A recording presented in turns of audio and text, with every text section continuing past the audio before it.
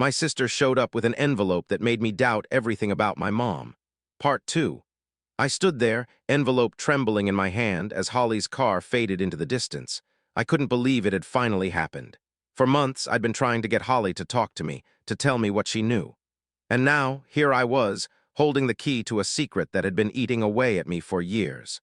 I took a deep breath and opened the envelope, my heart pounding in my chest. The documents were legal papers from a private investigator. The truth was that Robert, the man Mom had been seeing for years, was actually my biological father. The DNA test results were undeniable. I felt a wave of nausea wash over me as the realization set in. My life had just been turned upside down. I sank to the floor, the papers scattered around me. My mind raced, trying to make sense of it all. I thought of all the times I had seen Mom and Robert together, the way they would look at each other, the little touches and private smiles. It all made sense now, but it also made me feel betrayed. I drove to Mom's house, my heart pounding. As I pulled up, I saw her through the window, humming to herself as she cooked dinner. She had no idea what was about to hit her. When she answered the door, I held up the envelope.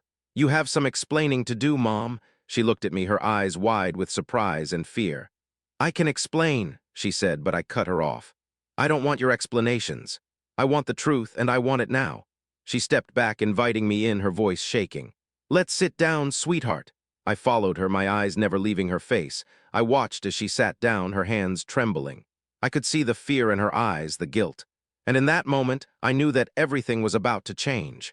Mom broke down in tears, admitting everything. She had fallen in love with Robert years ago, but she was scared to tell me. She thought I would hate her for keeping it a secret. But as I looked at her, crying and vulnerable, I realized that I didn't hate her. I was hurt, yes, but I also understood. Life is complicated, and sometimes we do things we're not proud of. But in the end, it's the love and the truth that matter most. I reached out, taking her hand in mine. "I love you, Mom," I said, my voice soft.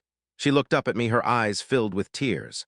"I love you too, sweetheart," she said, her voice choked with emotion. But as I walked away, I knew that this was just the beginning of a long and complicated journey.